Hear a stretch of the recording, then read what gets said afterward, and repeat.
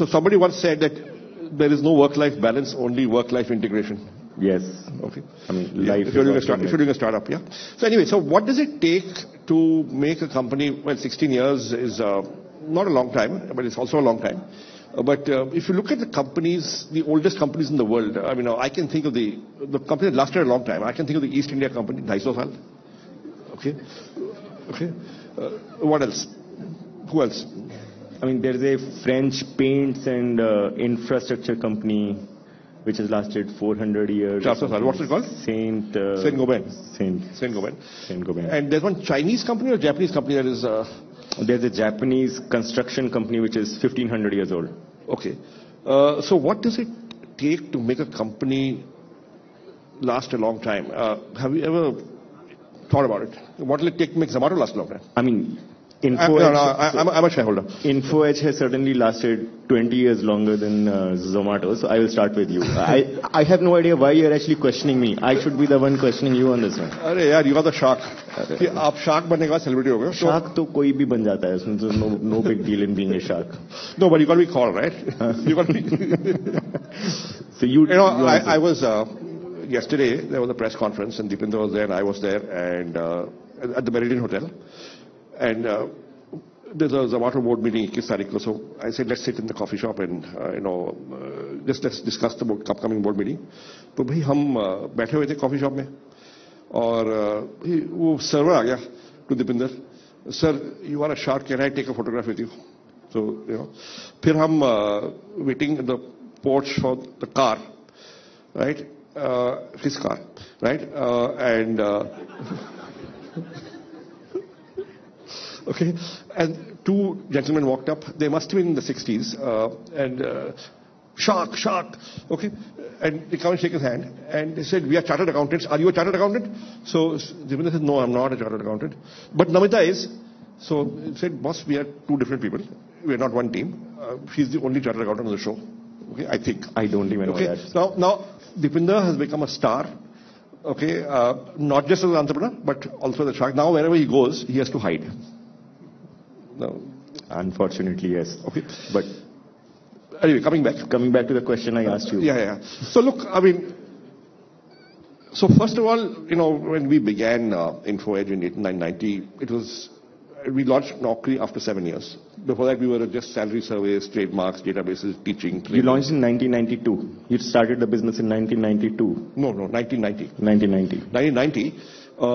When I quit my job, and 97 we launched Naukri. Before that we were doing 20 small things, right? Just pottering around, drifting.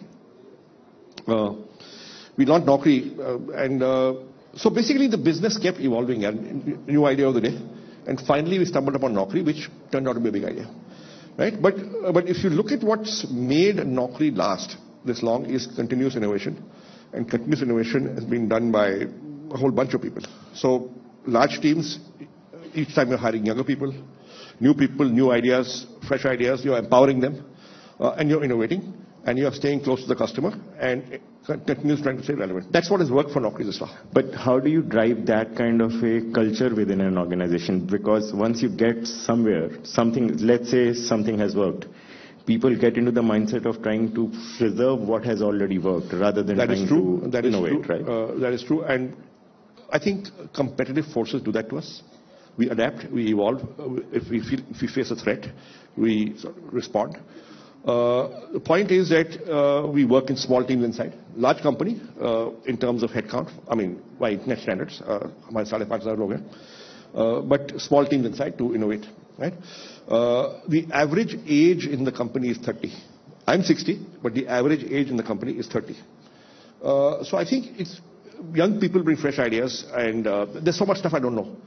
And if you ask me, I just don't know it. But competition forcing you to innovate is always going to mean that you're going to be second. You're not going to lead the innovation curve. No, we do some stuff. How do you drive that? How do you make people innovate on your own? Observing the customer, identifying gaps. But do you have to do that? Or do you have the team which does it on its own? Others do it now. I used to do it. So you have people who take such kind of initiative on their own? Yes, so I'll give you a little example. A growth hack we did 24 years ago. We had just received venture capital. We were struggling. There was a dot-com meltdown. We were making a loss, and we had 16 months of money left. 9/11 just happened. We were going through really tough times. We had got a field sales team selling to clients, HR managers. We just created a Yahoo group, email group, and we told all the sales, and on the group, all the sales guys, the tech guys, the engineering and product guys, the marketing people, senior management. And we just said to every sales guy, when you're making 3-4 sales calls a day, जो कुछ भी customer बोलता है आपको, आप इस Yahoo group पे डाल दो. So every day, some 20-30 pieces of feedback would come on that Yahoo group.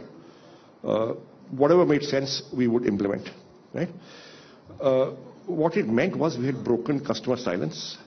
Whatever made sense, if 5 customers saying the same thing, it will go into a product pipeline, or innovation pipeline. So for the next 3 or 4 years, the Naukri innovation agenda was entirely customer-led. जो customer बोलता था, हम कर, and it made sense, we would do it. Sometimes we would have our own ideas, but it was 80% customer-led. But anyway, coming to you, how do you do it?